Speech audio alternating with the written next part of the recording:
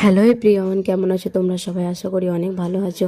তা আজকে ভাবলাম সকাল সকাল তোমাদেরকে একটা ব্লগ শেয়ার করব তার জন্য।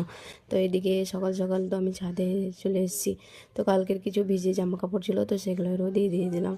তো আজকে সকালে কিন্তু অনেক রোদ হয়েছে। তো এদিকে তো ছাদে তো সকালে এলাম, তার জন্য গাছে কিছু পানি দিয়ে দেয়, মানে কালকে বিকেলে পানি দিতে ভুলে গেছিলাম, ছাদে আর আসা হয়নি তার জন্য। তো এদিকে সব গাছগুলো আমি একটু পানি দিয়ে দিলাম, এদিকে ড্রাগন গাছটাও পানি দিয়ে দিলাম।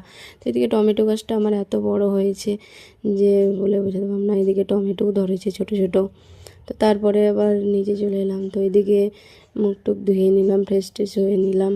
তো এদিকে চাউমিন ভেজে নিচ্ছি। তো বাবুর আজকে স্কুল আছে, তো স্কুলের জন্য মানে চাউমিন ভরে দেবো আজকে টিফিনে।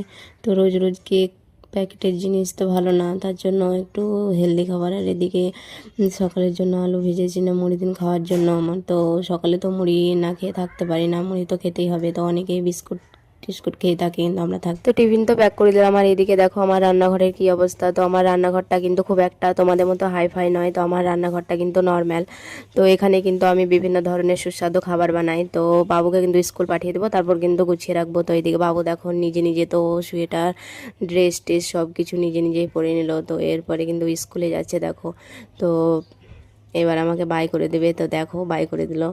তো চলো এদিকে দেখো, এদিকে আবার জানলা দিয়েও আমাকে দেখে। তো তারপরে আবার মুড়ি আর আলু ভাজা চা সকালে আজকে মানে করেছিলাম, তো খেয়ে নেবো। তো চলো দেখা হচ্ছে পরের ব্লগে, বাই।